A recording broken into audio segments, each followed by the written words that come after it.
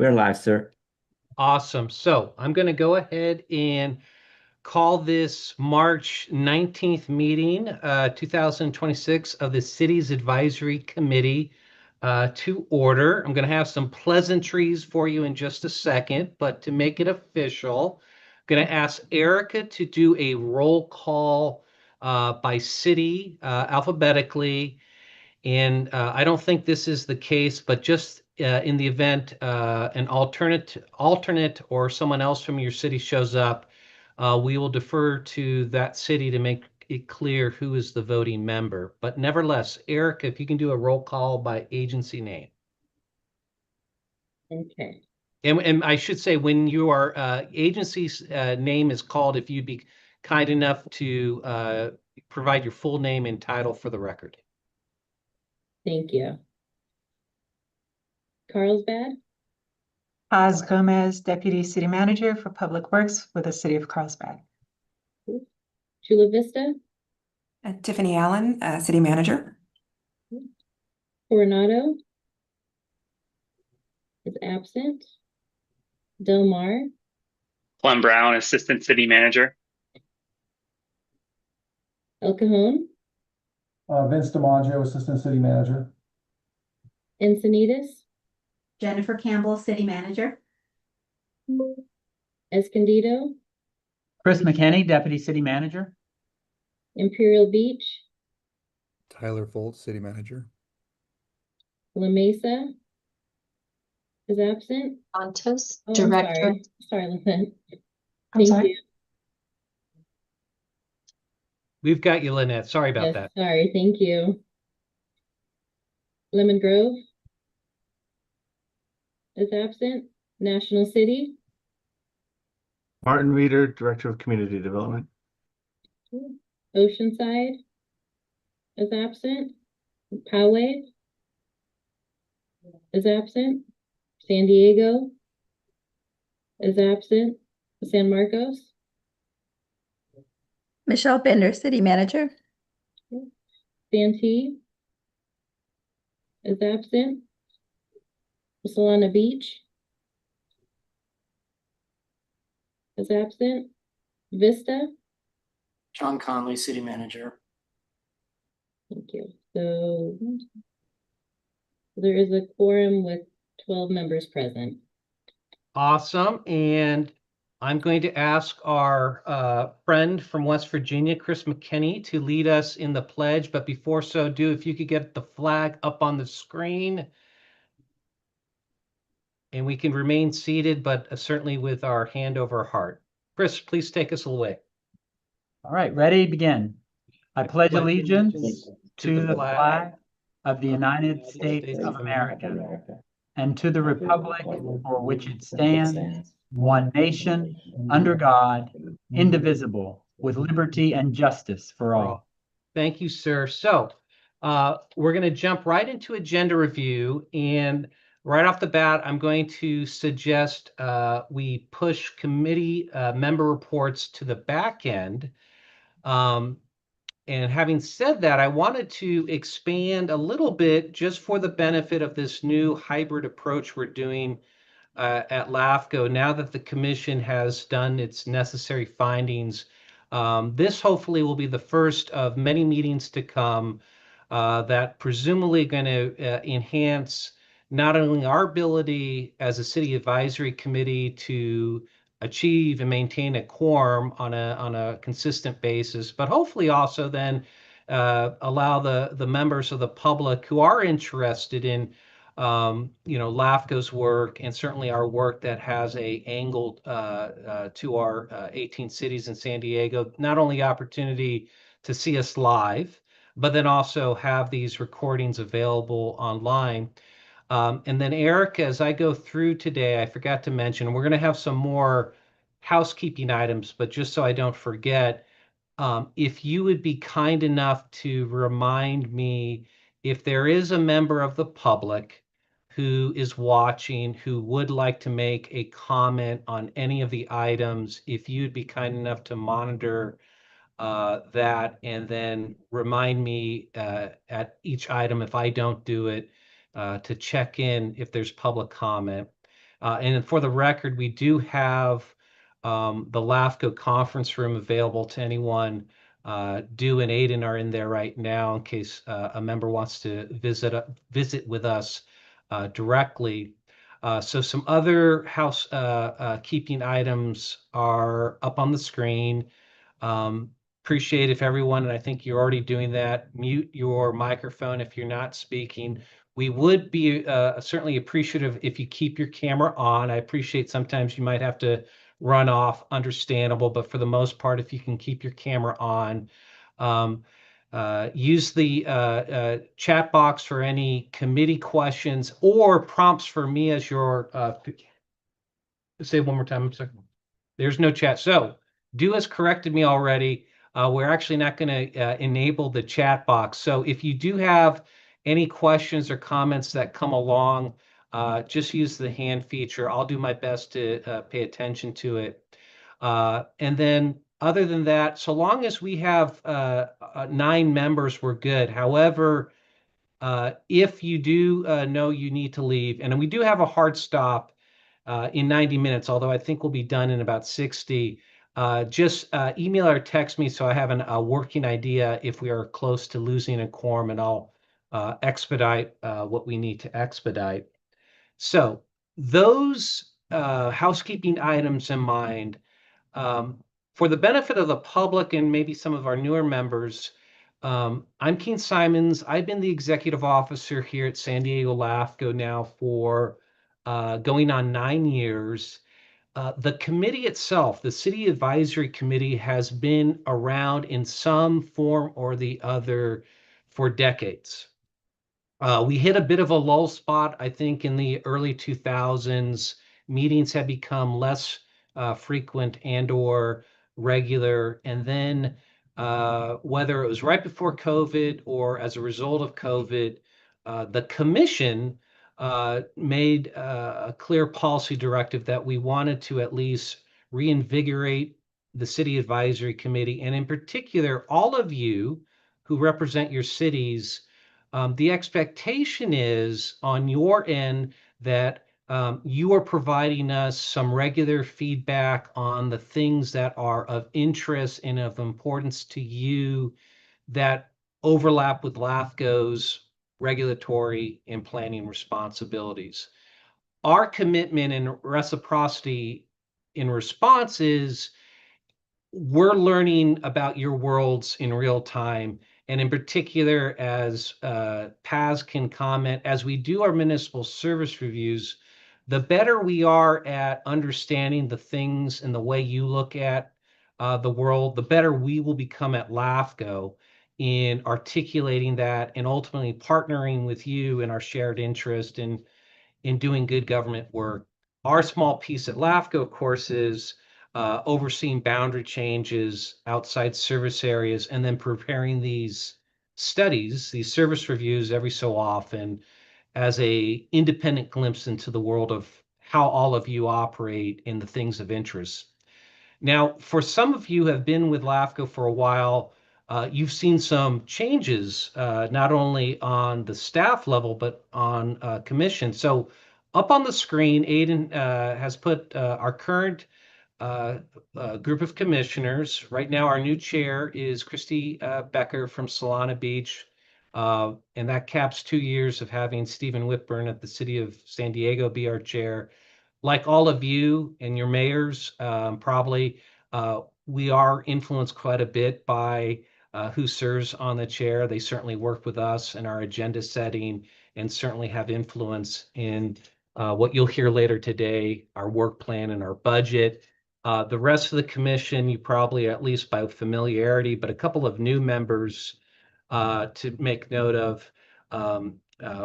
Supervisor Paloma Aguirre has replaced longtime Supervisor Jim Desmond on the commission. Likewise, an alternate Montgomery Stepp has moved on as a representative of the Board of Supervisors. Our longtime public members have all gone off the commission in the last few years. So right now, Bridget Browning with the Labor Council's our regular public member, and then Eileen Delaney is a new appointment, an alternate public member, who is, among other things, the chair of the Fallbrook Planning Group. So that is the commission. And then you see staff up there. A lot of the staff you're familiar with. Some of our newer staff, or at least consultants, perhaps. Some of you, I know Paz through the MSR has getting to know, but all of you will get to know these faces in various iterations going forward. Tom Kennedy is one of our main consultants that we use. You'll be hearing from him in a little bit. Tom helps us with water and wastewater and utility issues. Mike Stein used to be fire chief with City of Encinitas. He helps us with obviously fire protection, ambulance. Christina O'Rourke is a planner out of the Bay Area. She is helping us with all of our increasing emphasis in state law to deal with climate planning and social justice issues, just like all of you. And then on the bottom screen, you'll see Adam Wilson's been with us for a number of years, does intergovernmental work, formerly with Supervisor Jacob. And then Pat Pateller is a relatively new consultant that we've been using, similar to Adam, helps us with intergovernmental affairs. Pat took over for Chris Kate, who left about a year ago to go work for the chamber. So, and thank you, Du and Aiden, for putting that on screen. That is the LAFCO crew. Today's a great meeting because not only are you going to get, at least on consent, a check-in on what we're up to right now, but our two main items are going to be relatively meaty. We're going to talk through Priscilla about the commission's tentatively approved work plan and budget for fiscal year 26, all of which is being presented to you not only to consider making observations and perhaps even recommendations as a group, but then to inform your own agency comment letters that you may choose to want to provide to us over the next month or so. And then separately, your brethren in our world, the Special Districts Advisory Committee, has been working with us over the last year or so on a project with Tom Kennedy's help that we certainly think is relevant to the city's awareness and perhaps comment and observation. And it's an example where the city's advisory committee may want to do something similar, maybe on a different topic, but this is an avenue for LAFCO to get better at developing tools in our toolkit that all of you collectively have an interest in calibrating for us. So as Tom will go on his item, we've been interested in exploring the concept of water rate comparisons, something that directly or indirectly, certainly all of us are getting more and more on top of mind. So overall, I think it's 1:50 right now. I think we've got about an hour worth of good material, and certainly as questions and comments come up, we can take them either during the item or right afterwards. And again, we'll stop for checking in on public comments. So with the idea that we will move committee reports to the back end, I am going to now go to the consent calendar, and let me check. We have three items or two items. Three items on the consent calendar as listed. We have our minutes from September 18th. We have the progress report on our current work plan, and then legislative report. The first item does require an action. Let me check with Erica. Is there anyone online, Erica, that has a hand raised? No, there is not. Are there any questions on the consent calendar from the committee members? If so, if you raise your hand, I will see it. Seeing that, could we get a motion from someone? Martin Reeder, National City, so moved. Thank you. Can we get a second to Martin's motion? Jennifer Yes. Campbell, second to approve. Thank you, Jennifer. So we have a motion by Martin and a second by Jennifer to approve the consent calendar as presented, and that includes taking action on the meeting minutes. Erica, can we go ahead and do a roll call by agency? Yes. I also just want to state for the record, we have 11 members present. I said 12 earlier. So Okay, it was 11. thank you. Okay. Carlsbad, Abstain. Chula Vista, Yes. Del Mar, Yes. El Cajon, Yes. Encinitas, Yes. Escondido, Yes. Imperial Beach, Yes. La Mesa, Yes. National City, Aye. San Marcos, Yes. Vista, Yes. there are 10 in favor with 1 abstain. The motion passes. Awesome. Thank you. And thank you, Martin and Jennifer, for taking lead in doing the motion. So now we're on to our business items. The first of two, draft work plan and budget is first up, and I'm going to ask our Assistant Executive Officer, Priscilla Mumpower, to take it away. Thank you, Keen. You'll all just hold on one moment while I share my screen.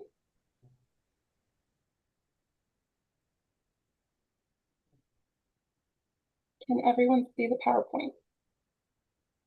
Yes, very good. Well, good afternoon, committee members. My name is Priscilla Mumpower. I'm Assistant Executive Officer here at San Diego County LAFCO. Today, we're presenting the draft and approved work plan and budget. This is the second step required under statute in San Diego LAFCO, formalizing our game plan as we head into the next fiscal year. The first step involved us presenting the draft work plan to our commission and taking it up for approval on a tentative basis and having them approve 2 related policy documents through a single resolution, and those including the work plan before you today, which is intended to direct LAFCO resources, and the budget before you today, which is intended to fund those directed resources. As mentioned, the commission approved both documents in draft form at this March meeting, March 2nd, and we're now in a formal public review and comment period, which includes presenting to the commission's 2 advisory committees, the cities, as well as the special districts. So with that in mind, today's item provides the committee with an opportunity to submit any formal requests, comments, or recommendations for staff to forward to the commission before it takes final action in May. So to begin at a high level, the draft work plan and budget largely reflects a status quo approach with some targeted enhancements with 3 overarching themes. So the first is that there continues to be a 30 project work plan with most of the projects reflecting active efforts that we're rolling into the next year. The second is the operating budget increasing modestly by about 3.4%. Or roughly 90,000, and primarily due to a proposed new analyst position and some pre-planned cost of living adjustments. And third, while apportionments increased by 18.7%, that number is mostly driven by the decision not to use reserves as an offset in the fiscal year to come, rather than by a major increase in spending. So I'll first dive into further detail, but with respect to the work plan structure. So as detailed in the agenda report, the approved workload largely represents a continuation of the commission's proactive approach in addressing LAFCO's duties, interests, and related administrative responsibilities. This includes, as mentioned, continuing to identify 30 special projects in priority order across the 3 boxes that you see on the screen, so high priority, medium priority, and low priority, with 10 projects in each of those categories. So projects being rolled forward are taking a higher priority placement and include, among other items, 7 municipal service reviews featuring agencies such as the San Diego County Water Authority, Metropolitan Water District of Southern California, Sandag, and Carlsbad. New activities are generally reflected in the medium to low priority tiers and include an MSR on the South Coast region, a legislative proposal, a special study, and other administrative projects. Within those categories, I will flag that we anticipate making a few adjustments as we move toward final adoption, including adding back in the Encinitas MSR, as well as the Homelessness Services White Paper, both of which we anticipate will take a little longer to complete than originally expected, as well as removing the special study that you see in that low priority box involving Escondido and Rincon, Del Diablo Municipal Water District. Separately, we also include a bullpen list of additional projects that may emerge either during the current or like the future fiscal year that we're moving into, or fiscal years thereafter, and depending mostly on commission direction and staff capacity. And one item worth flagging there is that the commission may also choose to explore the potential addition of a 9th member on LAFCO. So we've heard that on the dais during the last couple of meetings, and so that might make its way into the bullpen of projects. So now that I've reviewed the commission's game plan with respect to directing resources, I'll now review how the commission intends to fund those resources. So overall, the budget remains largely status quo with a total approved budget of approximately $2.9 million, which reflects an 8.2% decrease overall from the current year. Notably, however, that decrease is primarily driven by the wind down of grant-related activity on the non-operating side.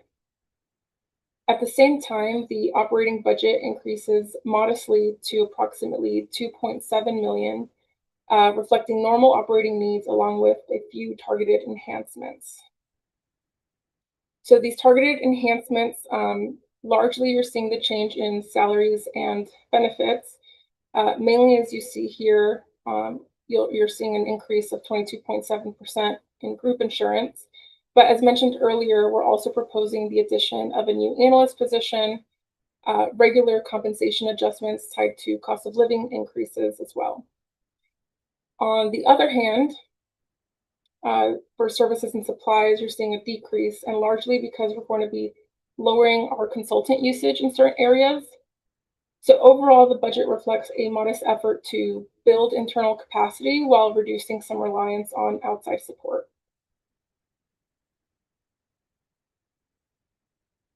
And so this next slide is likely the most important from a funding agency perspective, and particularly with respect to apportionments. So while you're seeing that there's an increase of 18.7% overall, only about 3.4% of that increase reflects actual operating growth. The larger share, in approximately $317,000, reflects the commission moving away from unassigned reserves as offsetting revenue, which had been done in prior years. So the increase is really about returning to a more sustainable baseline rather than a major expansion in LAFCO operations. And by way of context, and with the invitation to go into further detail after the presentation, under LAFCO's reserve policy, the agency is expected to maintain unassigned reserves equal to between 4 and 6 months of operating costs. The draft budget is consistent with that policy and reflects staff's recommendation to stop relying on unassigned reserves to reduce annual contributions and helping to protect the agency's long-term fiscal position. And so this next slide hopefully illustrates the structural dynamic that is converging here. So first, as the operating budget grows over time, the minimum reserve threshold also grows. And then second, LAFCO has used reserves in recent years to help offset costs, and in doing so, help keep apportionments lower, which has been reducing our flexibility over time. And so accordingly, this is the reason why the draft budget for fiscal year 27 recommends and assumes zero use of reserves, which helps stabilize the budget moving forward.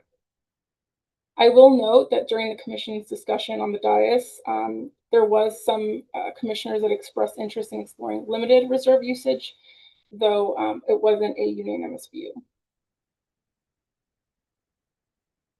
So in closing, staff is recommending that the committee today consider the approved draft work plan and budget and provide staff with any feedback ahead of us returning to the commission with final versions in May.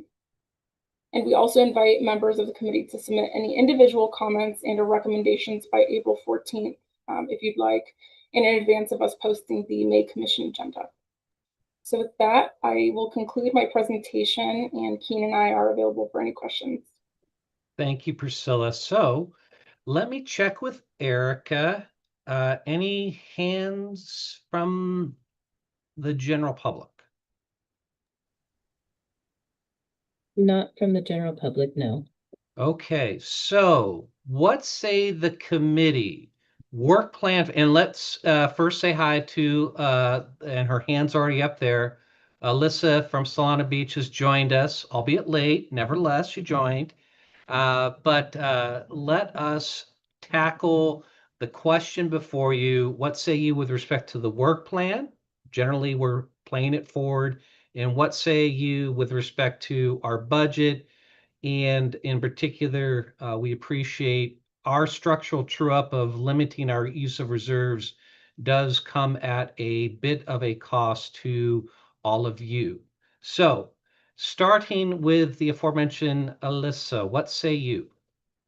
Yes, so Keen, before we provide any recommendations, I wanted to inquire about the Solana Beach and Del Mar MSR.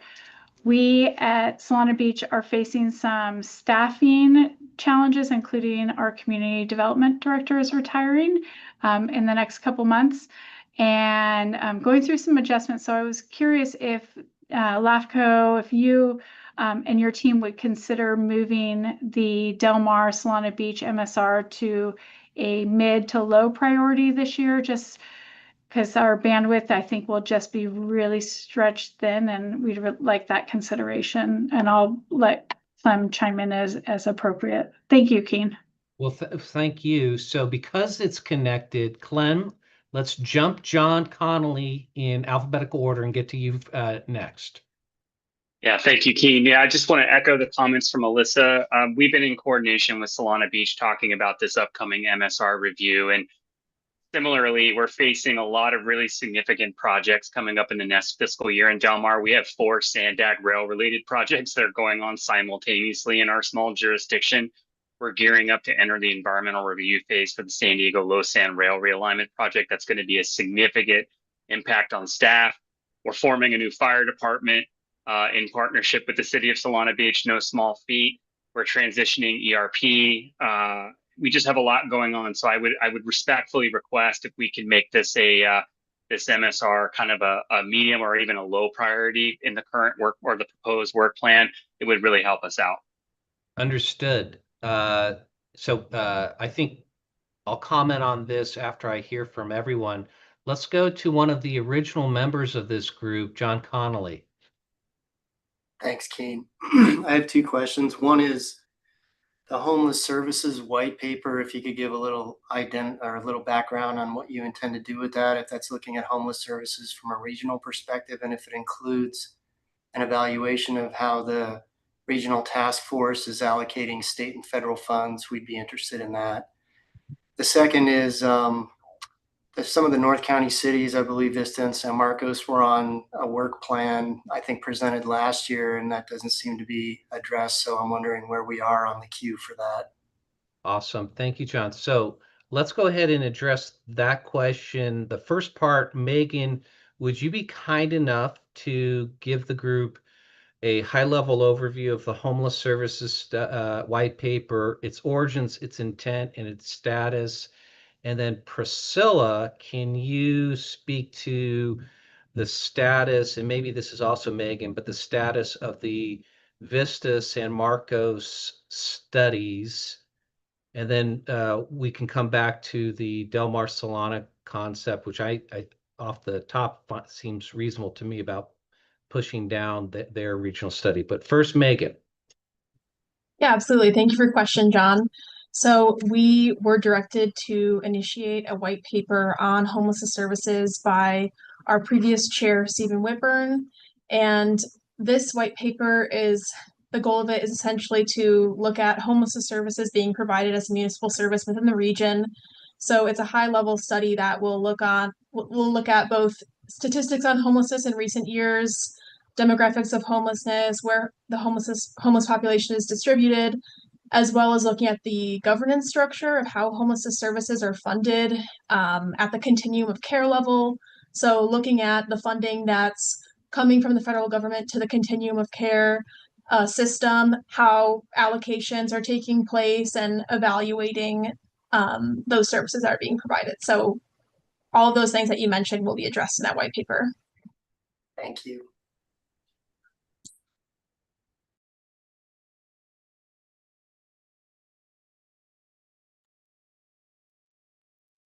I think you're muted, Keen, you're muted. but I can hear you through the wall, which he was asking me I to. love it. I love it.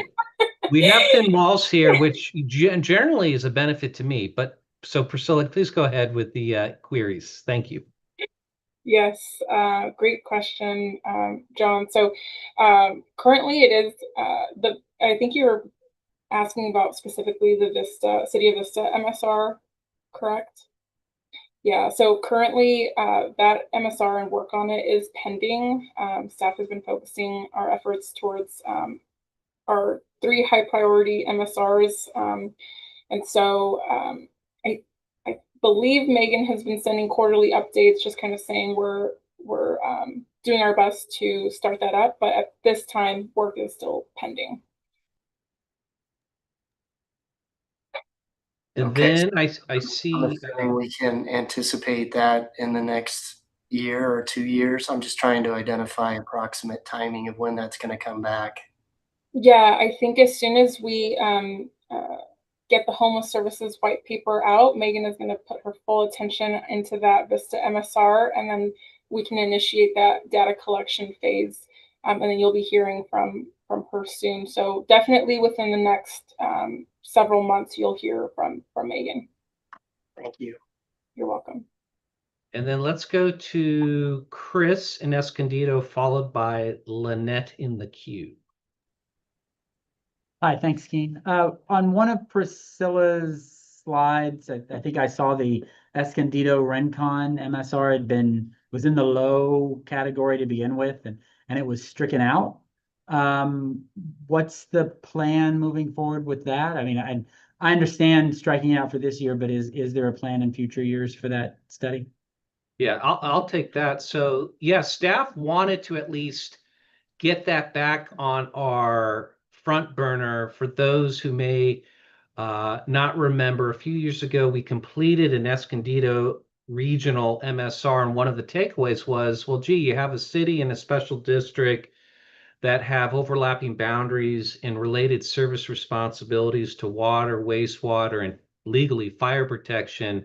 So one of the takeaways was direction to follow up on a governance study to see if there were any things under LAFCO statute that would be worthwhile pursuing, in particular a functional or even a political consolidation.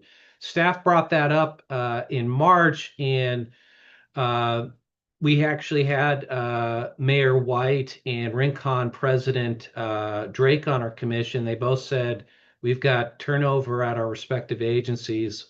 Can you push this back? So we're ready to go, Chris. So we will probably bring this back up next year and see where it lands in terms of kind of like to the Del Mar Solana Beach. We certainly don't want to add staffing demands when you are already trying to just prioritize your other projects. So there we are. Okay, so that's why. So just so I understand clearly, this is not a LAFCO staffing or budgetary issue. This is a yeah, this is from the input from the mayor themselves. and Director Drake. All yes. right. Thank you. Awesome. Lynette. Thank you. So question on the white papers, are we going to be given an opportunity to comment on them before they're published, or what will the role of the jurisdictions be? That's a good question. So on the homeless white paper, definitely from past feedback, and I have a burning memory from Tyler of Imperial Beach, making sure that he was on record saying that, among others, he would like to see that white paper before it hits the streets. We have that commitment. On the other white paper we're doing, so yes, on the homeless. And generally speaking, yes, to any certainly project that has a direct overlap, and homeless services certainly would for all of your jurisdictions. Just as a related aside, when we're doing MSRs or white papers that are specific to a particular region or agency, with this group, we typically don't bring those items to the advisory committee for feedback. Now, I will share that the special districts has expressed a broader interest, so we do bring them. If we're doing like for example, right now we're working on releasing the Carlsbad Regional MSR for public consumption. We likely will bring that to the special districts advisory committee in some form before it goes to the commission for final action, because that's been their preference. If this group is of equal interest in wanting to at least be able to see what the evolving template is at LAFCO and the evolving kind of focus is when we do these studies, we certainly can. So that's an aside, but a related aside, Lynette. So yes on homeless, perhaps no when we get to the Parks and Rec white paper, in that it's somewhat specific to City of San Diego and the county. So is the public recreation at city reservoirs include Lake Murray? Does it, I assume so. Is that a City of San Diego reservoir? Then yes. No. Oh. So we are not including Lake Murray in that report. We are highlighting the reservoirs that are located in the unincorporated county. Unincorporated. Okay, thank you for the clarification. Thank you. All right. So good questions on the work plan. To Alyssa and Clem's comment, I certainly will take your comments as a formal request, and I have no problems with moving that down to the low priority in recognition of your reasons. And guess what, John? That means a little more time that we can work on Vista and San Marcos. So you and the crews can look forward to that more detailed attention, Michelle and others.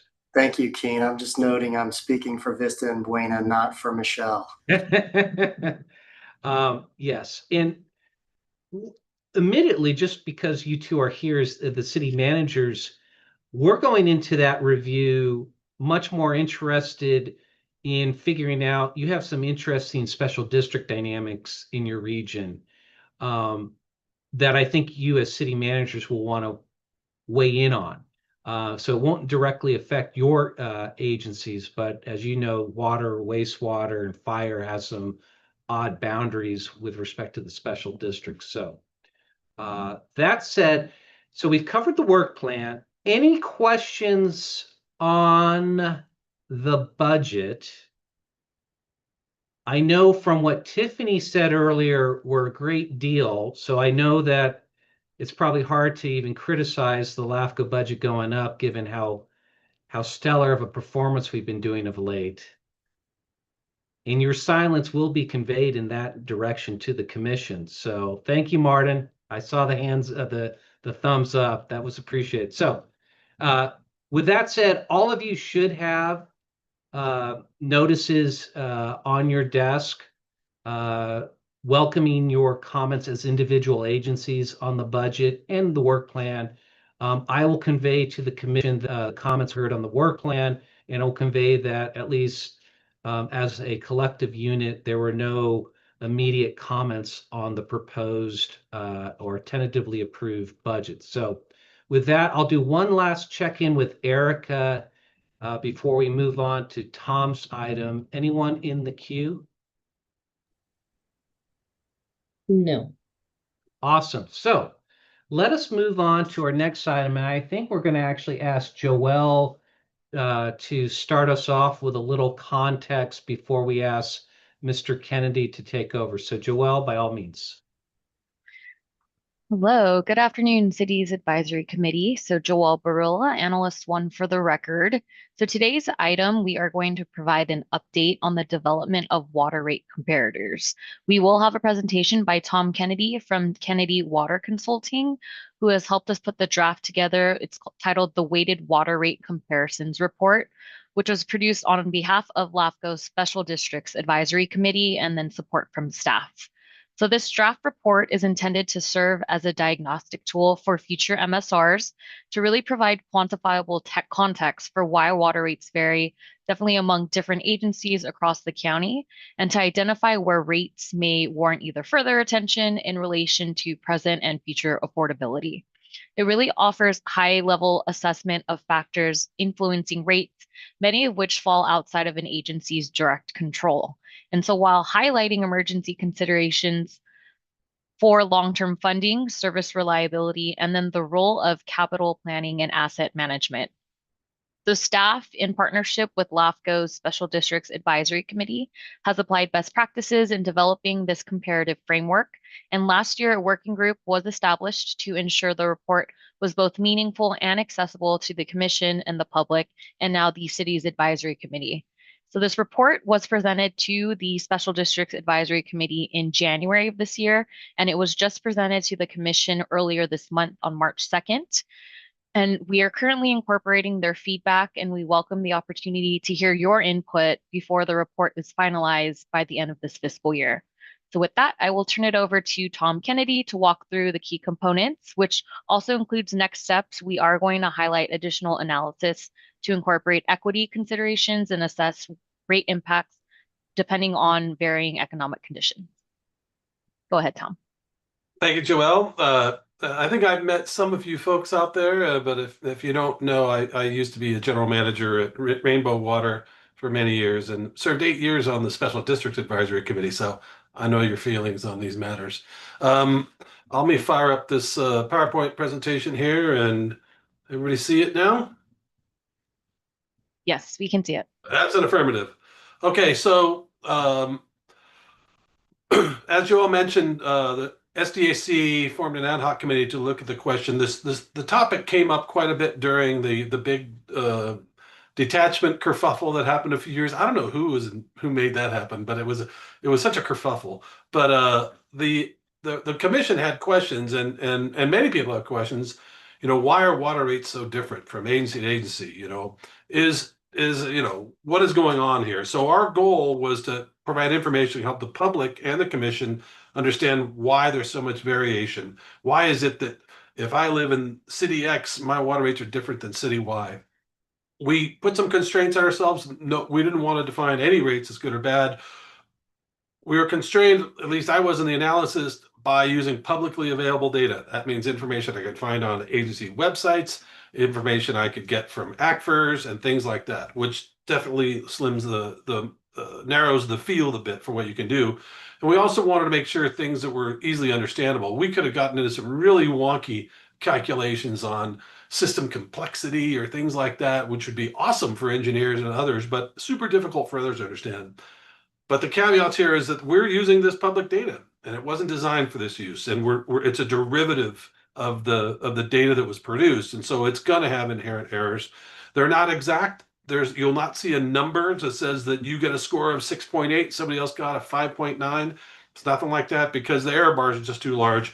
These are relative comparators, and we only looked at a couple of probably 100 different things you could look at, mostly because of data availability, but also because just time and effort to get something like that done.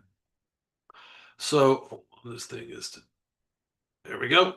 So as I said, there's no good or bad rates. In general, a rate structure that have fixed revenues that are closer to your fixed charges are better. Your fixed costs, rather. If you look at something like the Santa County Water Authority, whose fixed costs dominate their expenses, but their true fixed revenues only 5-6% of their revenues, and lo and behold, you find yourself in a hole pretty quickly.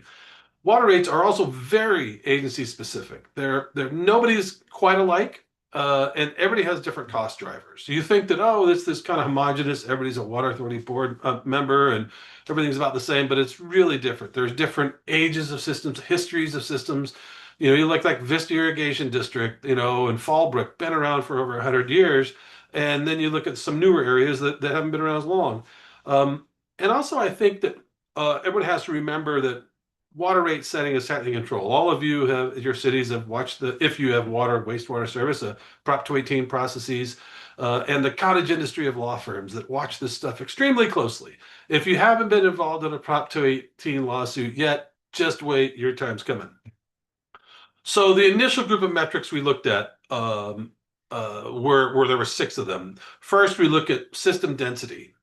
Higher density systems have more people to spread their costs across. And this was measured in connections per mile. So across the county, you'll see places like San Diego and National City where you've got 100+ customers on a mile of pipeline. Then you get out in the backcountry like Uema out in Palma Valley, they've got like 8.5. And so if you had to replace that mile of pipe, that cost gets spread across 100 people or less than 10 people. The rates are different. Topography is a really big driver because if you've got to pump a lot of water all over the place, you've got a lot of pressure regulation systems, you've got high pressure mains that are more challenging to manage. Your costs are going to be higher. If you live on top of a hill, you know, water is heavy, 8.34 pounds per gallon. And so just think of all that energy it takes to move it up there. Local water treatment. About 25 years ago, there weren't that many water treatment plants as they are today, but as the cost of water treatment services from metropolitan went up, everybody started building plants, even the water authority. And in general, local water treatment plants have a lower cost to operate than if you're using the regional wholesalers' water treatment plants. Development activity is a big one, and I'll have a special chart on this one later.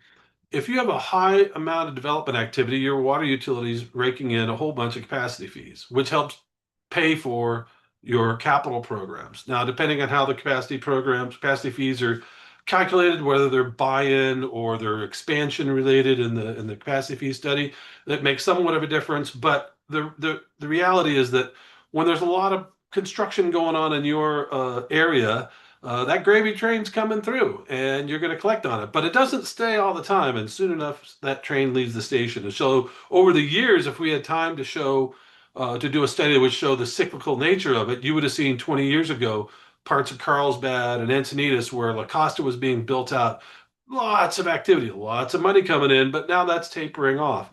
And so it's not a fixed component in time. It's something that varies over decades. High cost local supplies are also a challenge.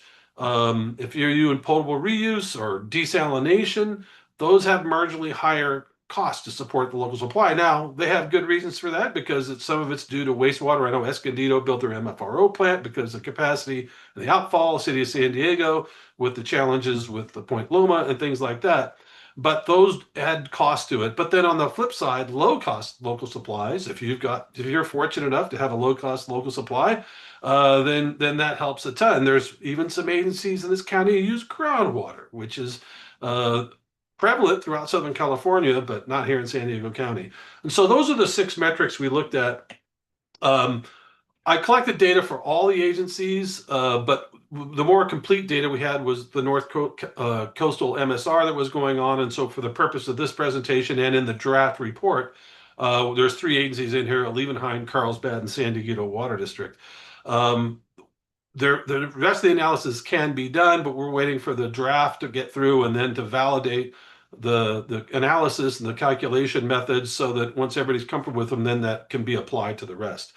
And so, as I mentioned before, this work product doesn't come up with an exact number, a numerical score or something like that. All those calculations are of different factors, but I built some mathematical mechanisms to put them on a similar scale of 1 to 10, and there's different ways to adjust them and normalize them to that, and then put them in a slider bar. I didn't give them numbers because there's big error bars, but this just kind of shows you whether they tend to drive rates higher or lower. And so here's a Levenheim local treatment. They have their own plant. That's pushed off to the right side, the green. That's going to drive your rates lower, when you look at their system topography, they're in the mid range. They don't have a high cost local supply, so that doesn't really have an impact. Development activity, boy, I tell you, I worked at Hine from '99 for about 12 years in the early 2000s.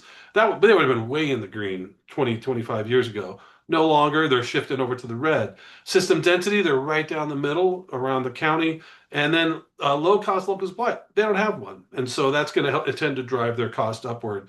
We look at Carlsbad, local treatment, don't really have any. We'll get to the desal plant later. System topography, flat coastal plain generally, right? I think there's about 400 feet elevation difference in the whole city.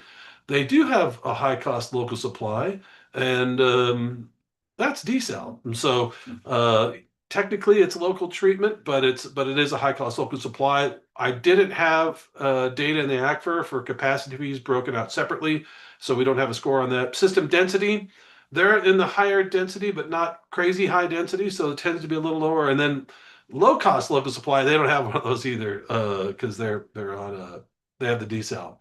San Dieguito's a little different, local treatment. They've got treatment water from the Badger plant. They've got another flat area there. They don't have any high cost. Their development activity is very low. Encinitas, as everybody knows, is fairly well built out. There's not much going on.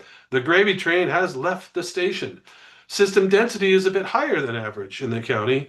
And low-cost local supply, they do have a low-cost local supply from Lake Hodges, although we'll see how low cost that's going to be in the long term based on what's going on with the dam there.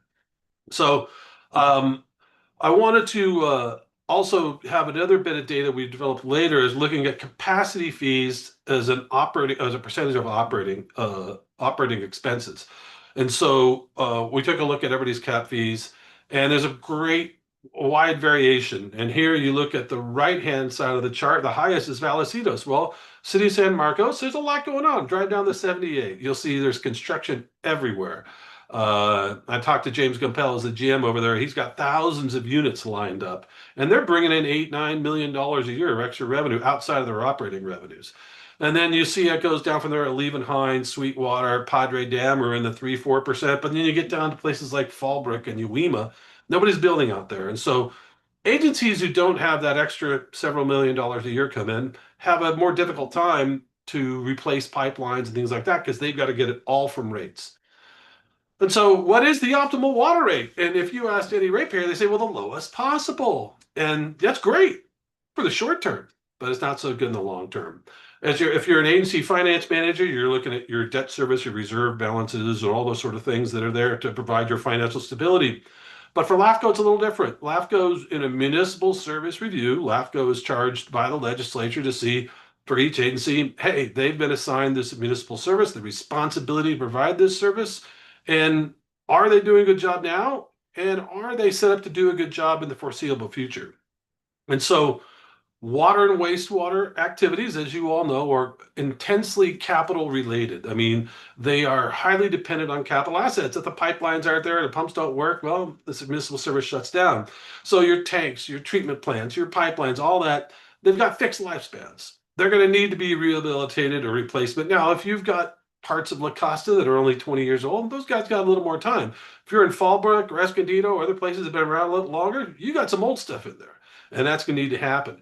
Need to be replaced. And so there's a process where you need to continuously reinvest in your capital assets to maintain basic service levels. If you fail to do that, pretty soon you start having leaks. When I became general manager at Rainbow MWD about, 12, 13 years ago, they hadn't made any investments in a long time. They were struggling with high water costs because the farmers wanted to be cheap and pipelines were popping all over the place.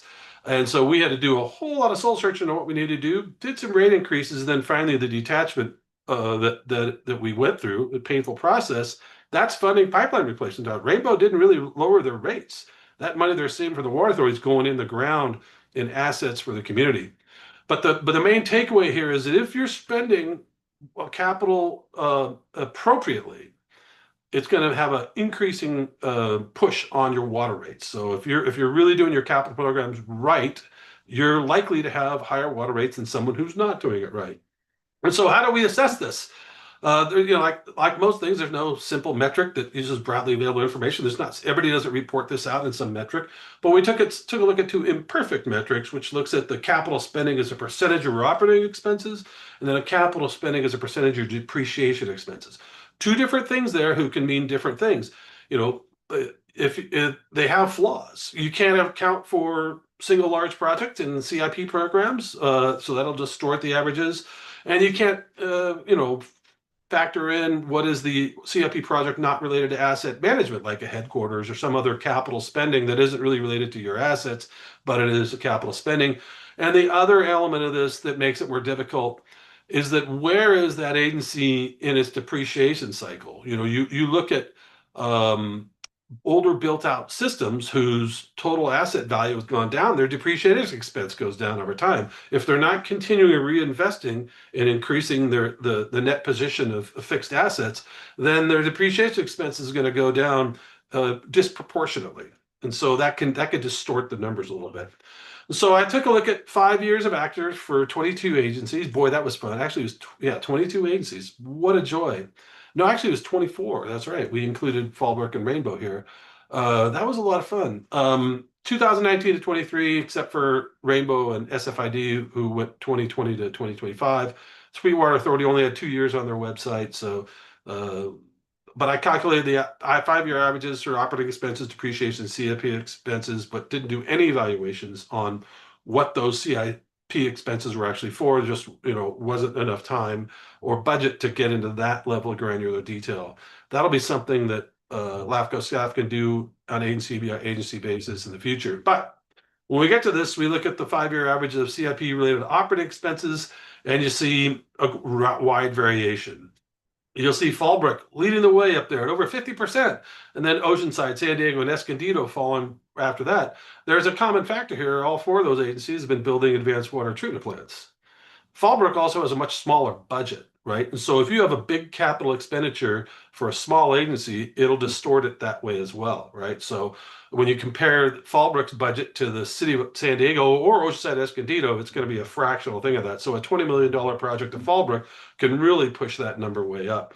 And then you go down through the where you see in the midpoint here, people are at 15% or so. And then all the way on the bottom end, you see San Diego at the far end with very little capital spending. San Diego had been doing during this period, not zero, but very little capital spending. So now when we look at depreciation, we see a different dynamic here. City of Oceanside and Escondido are still up there. I know they've both been spending pretty heavily, but then you get agencies like Lakeside and Rainbow.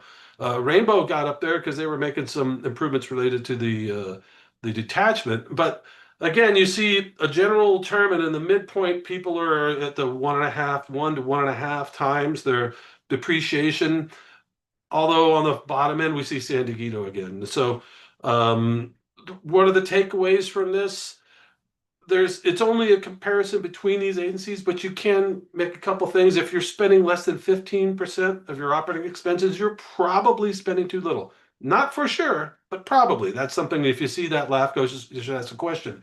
Hey, what's going on here? How come you're not doing more? And if you're not spending at least your depreciation, then you're probably spending too little. If you think about it, depreciation is a measure of the degradation of your assets from a financial standpoint. And if you're not at least putting that much more back in, you're going to be sliding down the slope to failed pipelines. San Diego did stand out, as you saw, and we've spoken with them, and they have acknowledged it. And since 2023, they've taken some proactive steps to get our master plan going and reformat their capital programs. So the real takeaway, I think, from an asset management thing is that most of us have water rates that are too low, not too high. When we look at, hey, what's the deal with our water rates? And they're too high. Well, actually, when you look at agencies who are doing triage every budget cycle and cutting CIP in order to make the budgets work, that's a problem in the long run. So one of the recommendations I have is that every agency should have comprehensive asset management and replacement programs in place that have detailed asset registries and track failure rates and work orders to them, continuous condition assessment, baked into your operation, so you're keeping track of the actual condition of facilities, not just replacing stuff by how old they are, and then doing capital spending that's informed by the condition assessment, so you can do it more efficiently. Because if you wait too late, it gets to be a problem, and service is disruptive. As Gary Arant, the recently retired general manager at Valley Center Water, said, you can replace your water mains 3 feet at a time or 3 miles at a time. It's a lot cheaper to do them per foot or per mile if you do it 3 miles at a time, but a lot of people do it 3 feet at a time. So there's a written draft report that's available from LAFCO. I'm not sure how it's been circulated, but I know it's on the website.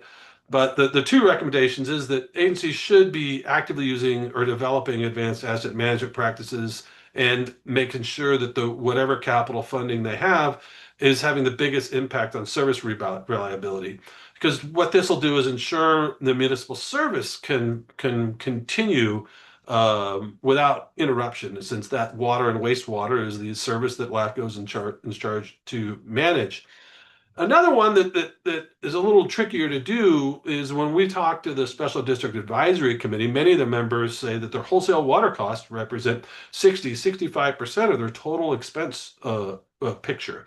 And when you have that situation, you've got big challenges, especially when the Water Authority says, hey, guess what? It's a 15% rate increase this year. And you go, well, dang, my Prop 218 notice says I can only go up 15 max. What are we going to do? Well, what you do is you cut your capital every single time. And then your systems get worse and worse in condition. Oddly here, of all the agencies in San Diego County, San Diego County Water Authority has probably the best, by far, asset management program, where they're in there checking every pipeline and spending nutty amounts of money on the system. Now, their system's important because if it fails, then like thousands or hundreds of thousands of people lose water, not a cul-de-sac or a neighborhood.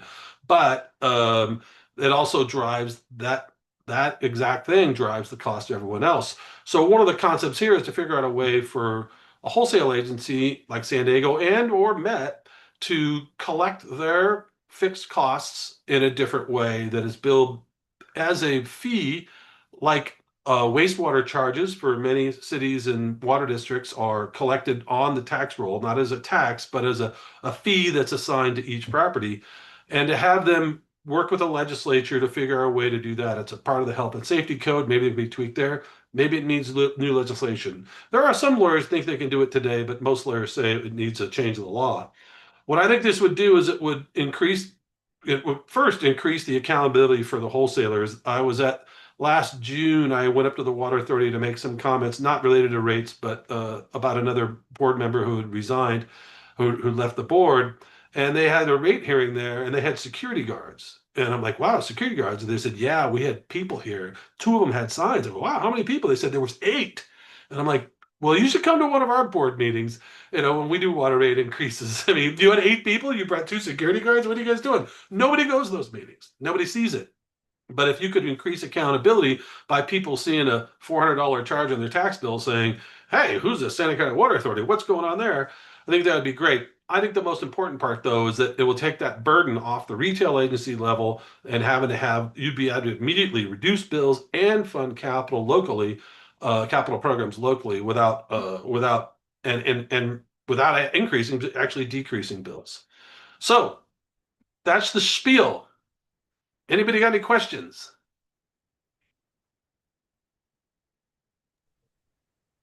All right, I see Chris' hand up. By all means. Thank you, King.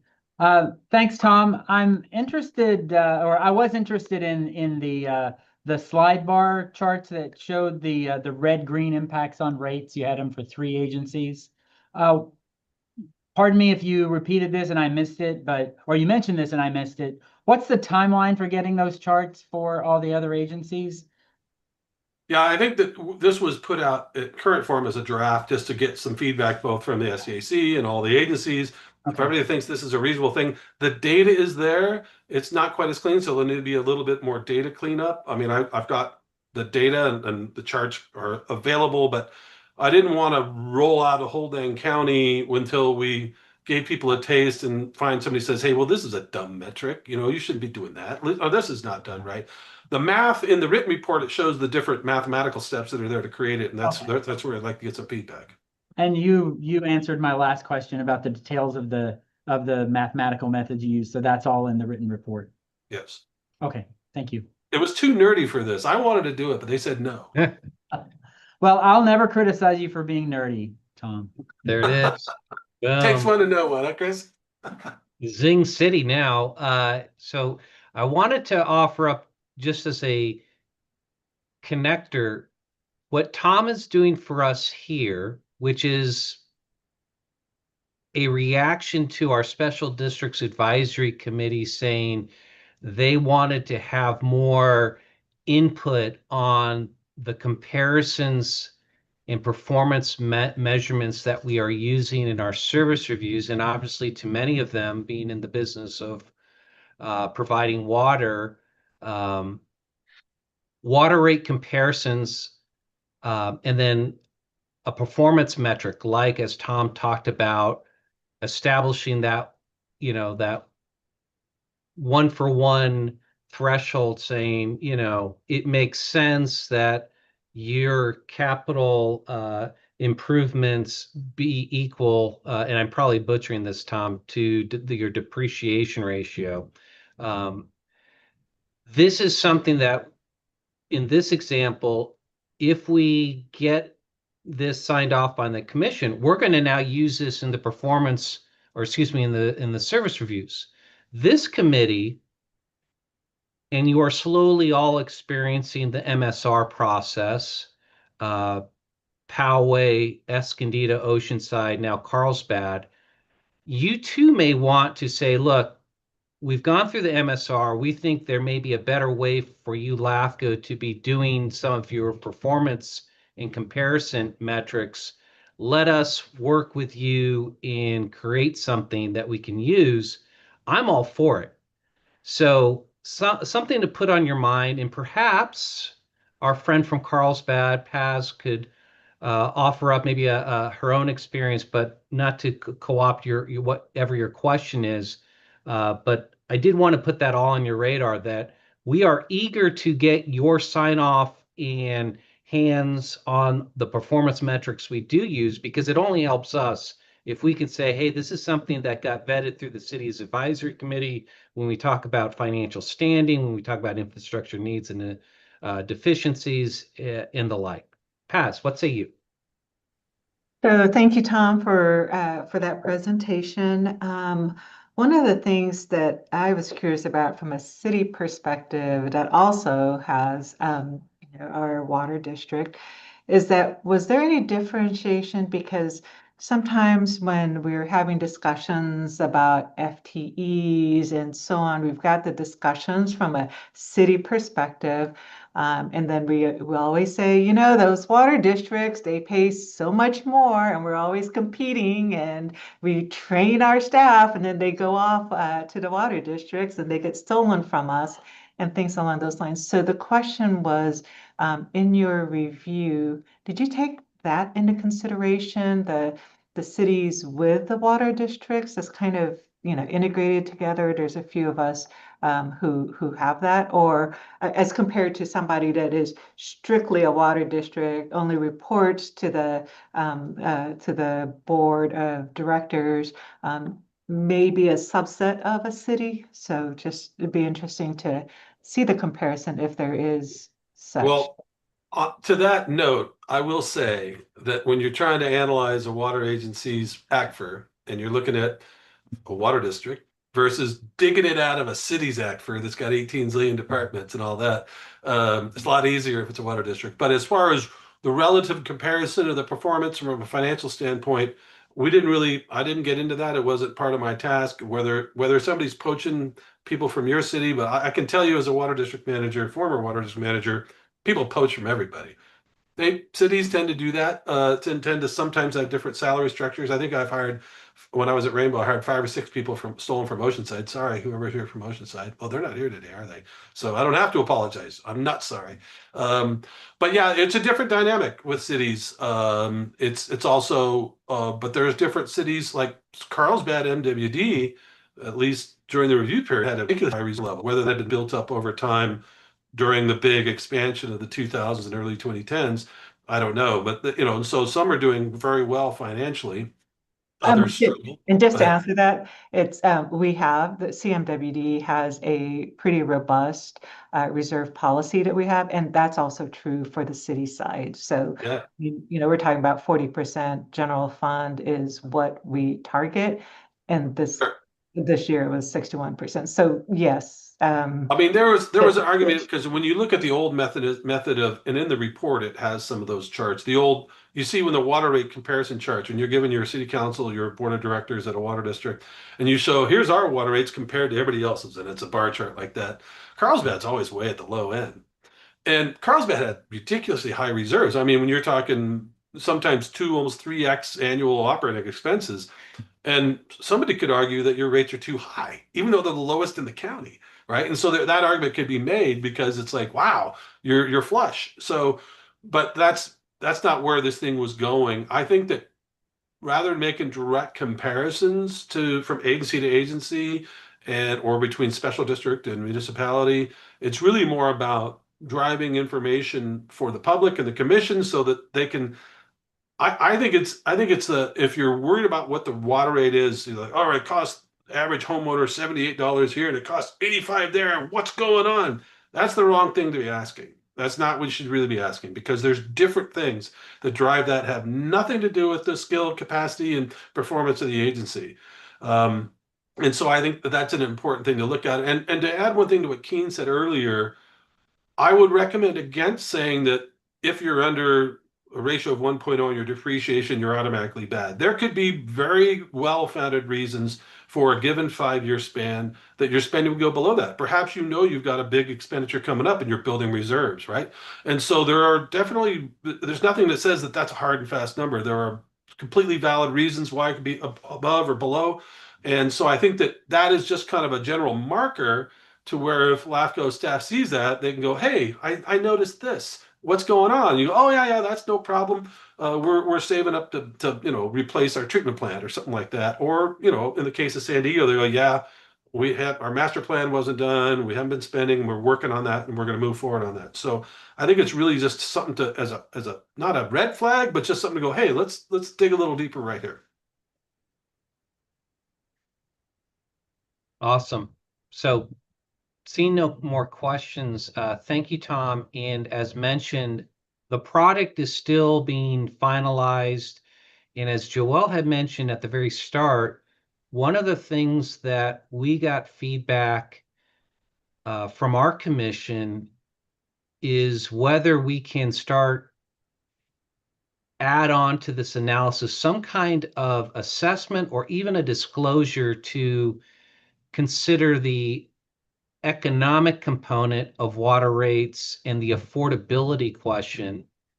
And, you all have probably the same instinct Tom had when we brought this up. That's a hard thing to do. There's legal reasons why you don't get involved, but nevertheless, one of LAFCO's considerations, and it's an issue right now when we talk about we're doing this service review with Met and CWA, is at what point does water become unaffordable, right?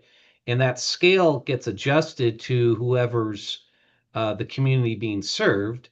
And at what point does that then trigger LAFCO in its thought process to offer up an alternative?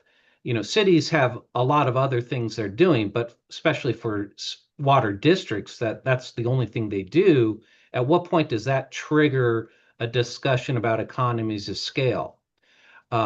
So we will send out a friendly email with a link of Tom's report and opportunity to provide any comments on it before we do any finalizing towards the commission. So any comments and thoughts are much appreciated. And as I mentioned, it's also an opportunity for all of you as members of the committee to then think about other metrics that LAFCO through the service reviews are looking at, and you may think there's a better way to do it. We're all ears, and perhaps this is an opportunity at our next meeting to explore a topic that is of interest to all of you in your role as city managers and community development directors and the like. So with that, thank you, sir, Tom. So now, moving on to the last item or last two items. Thank you, Tom. We're going to go to committee reports. Is there anything good for the order that any of you would like to share? If so, raise the hand. Seeing none, I have nothing on my end. So once again, we have met our mark in getting you out of the meeting within the parameters we offered. Again, thank you so much for everyone taking opportunity today to sit down for a little less than 90 minutes and talk LAFCO. All of you as individual members have the opportunity once again to comment on the work plan and budget as individual agencies. I think just to ask Priscilla, what is the deadline for comments on the draft work plan and budget, Priscilla? April 14th. April 14th? Yes. Okay, so right before you tackle that those taxes, think about LAFCO, and don't feel bad about also just saying, "Hey, we're good with it." We'd love that kind of affirmation. So other than that, thank you all, and we'll see you probably in about 3 months. Bye-bye. Thanks. Bye-bye. Thank you. Thank Bye. you.